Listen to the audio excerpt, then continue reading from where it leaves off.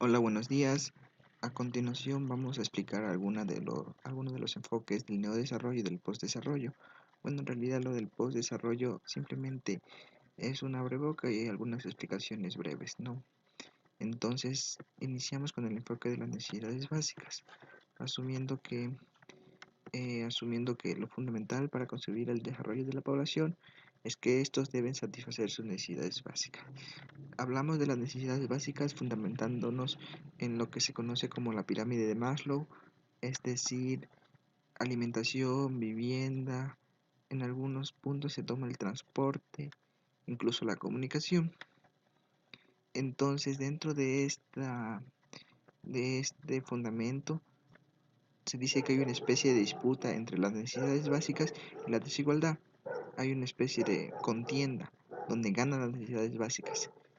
Ganan las necesidades básicas por la razón de, o el argumento de que uno simplemente no puede vivir si no satisface sus necesidades básicas. Es decir, tú si no comes te mueres simplemente.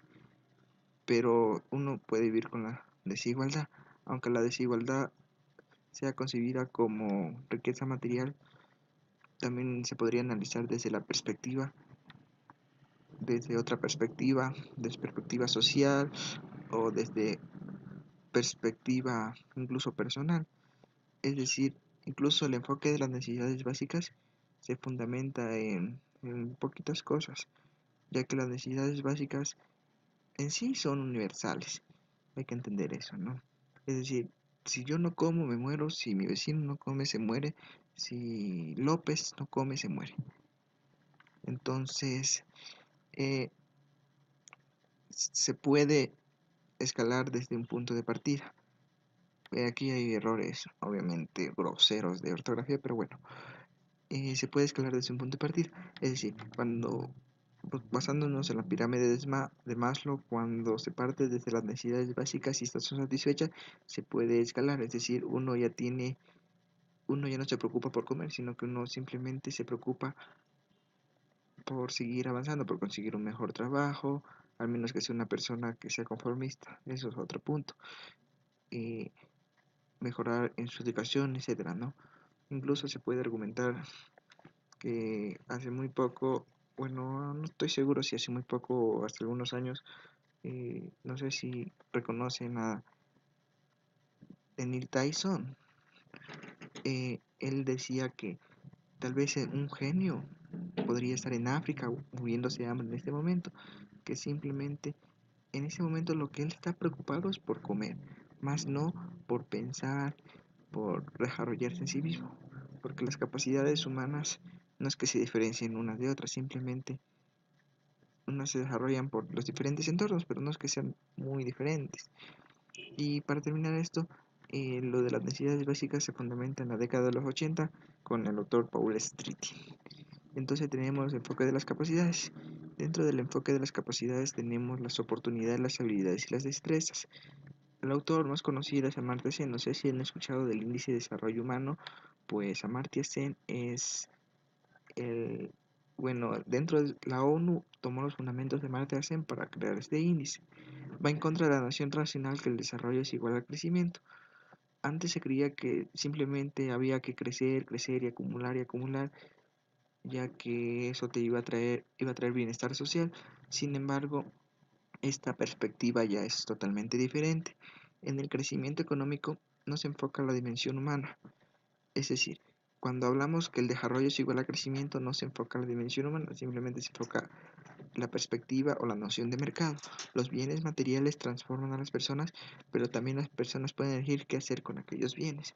Es decir, aquí, cómo los humanos valoran las cosas, es decir, podría ser un enfoque subjetivo del valor, pero desde otra perspectiva, no de asignarle un precio a un producto, más bien asignarle qué puedo hacer con aquella cosa o qué aquella cosa puede ser en mí.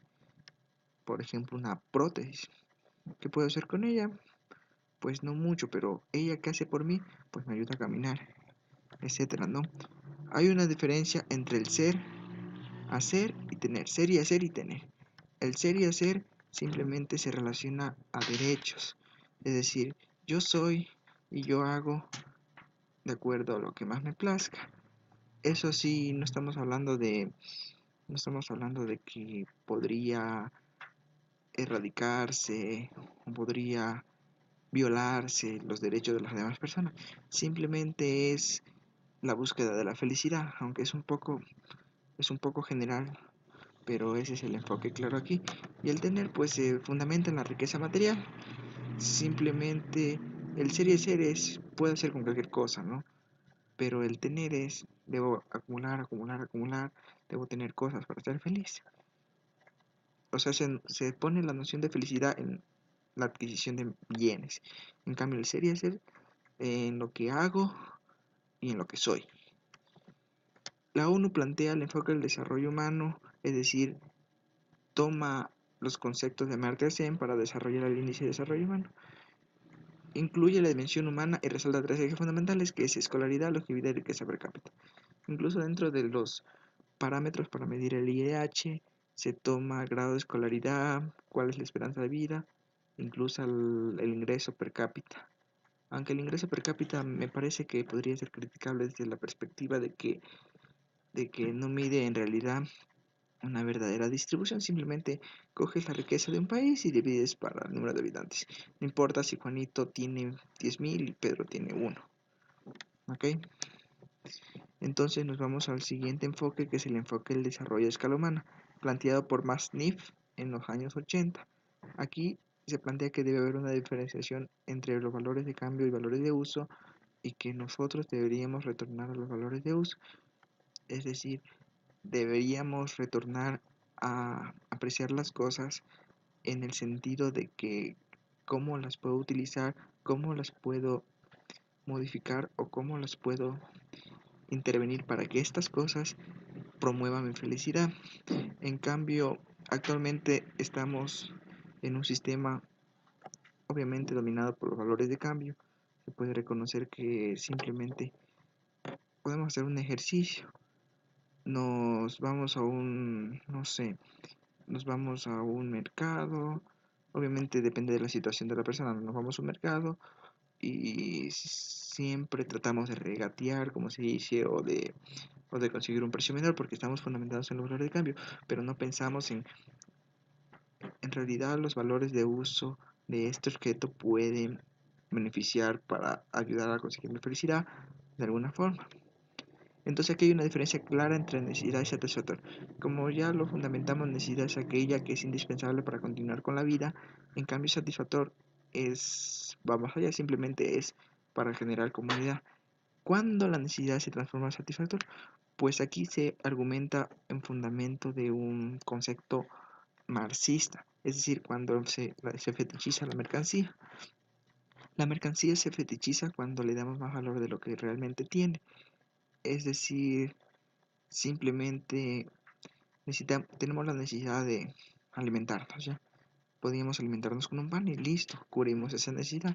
Pero cuando se fetichiza la mercancía, perdón, se fetichiza la mercancía cuando no quiero ese pan, quiero algo mejor, porque, porque en alguna forma siento que eso me va a dar más placer, pero más que todo es estatus. Es que yo no como pan, a mí me gusta el caviar, a mí me gusta, a mí me gusta el salmón, por poner ejemplos. Entonces, la diferencia entre necesidad y satisfactor depende de la situación. Es decir, hay una línea delgada que divide lo que es una necesidad y un satisfactor. Depende de la situación. Por ejemplo, yo tengo un trabajo a unos 500 kilómetros de distancia, pero tengo la necesidad de estar con familia, de alguna forma, ¿no? Aunque se van a decir que estar con la familia no es indispensable para continuar con la vida, pero estamos asumiendo que en este caso sí. Entonces, ¿qué pasa en este momento? Podríamos comprarnos un auto cualquiera, pero se demoraría mucho en llegar. Pero si compramos un auto con una mayor velocidad, entonces este auto con mayor velocidad, que podría ser, no sé, asumamos que un Lamborghini, va a convertirse en una necesidad más, no un satisfactor. Pero si lo utilizamos para estar en la ciudad, etcétera, es un satisfactor. Vamos a analizar ahora lo que es la economía formal y la economía sustantiva. La economía formal es secuencia de actos inducidos por la acción racional para lo cual se utiliza el análisis económico. Es decir, la economía formal se enfoca en la escuela clásica de pensamiento económico, se utiliza la noción del homo económico, de que los individuos son racionales. Entonces, fundamentado en que los individuos son racionales, y para explicar eso se utiliza el análisis económico, inclusive se utiliza el análisis matemático, entre otras cosas, ¿no? Mm, Ahora, entender el hecho económico como un sistema empírico fundamentado en la relación hombre-naturaleza es la definición clásica de lo que es la economía sustantiva. Va mucho más allá.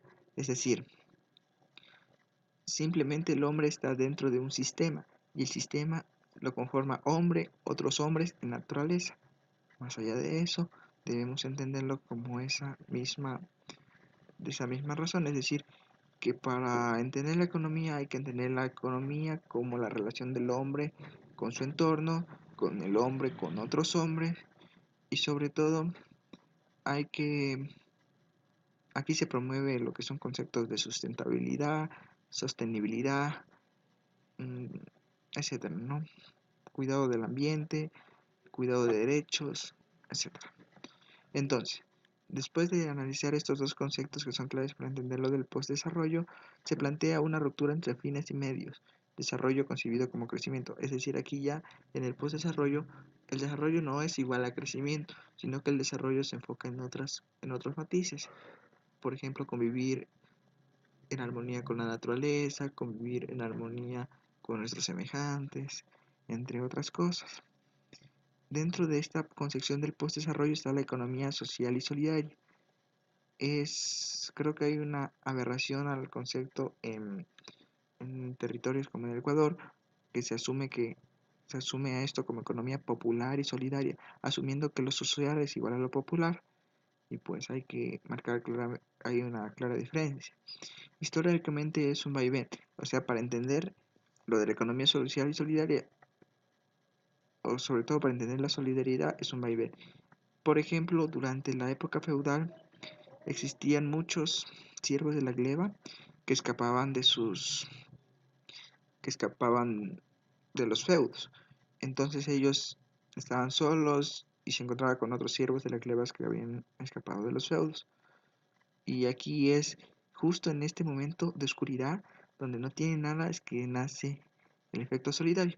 Aquí comienzan a aparecer figuras como las hermandades, el cooperativismo, bueno, esto es mucho más adelante, igual el asociativismo, etcétera. Y asimismo, si uno va repasando los grandes acontecimientos históricos, sucede esto. Entonces la pregunta final, ¿es viable lo económico y lo solidario? Pues la respuesta depende de la concepción de economía que se tenga. Como se analizaba antes, no, en la percepción inicial de economía formal no es viable, porque aquí se asume una acción racional de los individuos.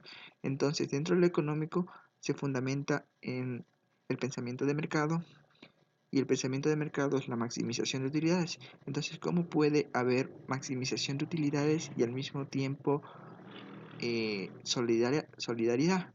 Entonces, aquí se da una figura retórica que es el oxímoron, es decir, que dos elementos que en sí son contradictorios pueden convivir entre sí, pero desde la otra perspectiva, desde la perspectiva de la economía sustantiva, aquí sí es viable. ¿Por qué? Porque asumimos que la economía sustantiva se fundamenta en la relación hombre-naturaleza y hombre-hombre, es decir, lo económico y lo solidario dentro del parámetro hombre-hombre. Puedo yo obtener riqueza, pero también puedo ayudar a las demás personas.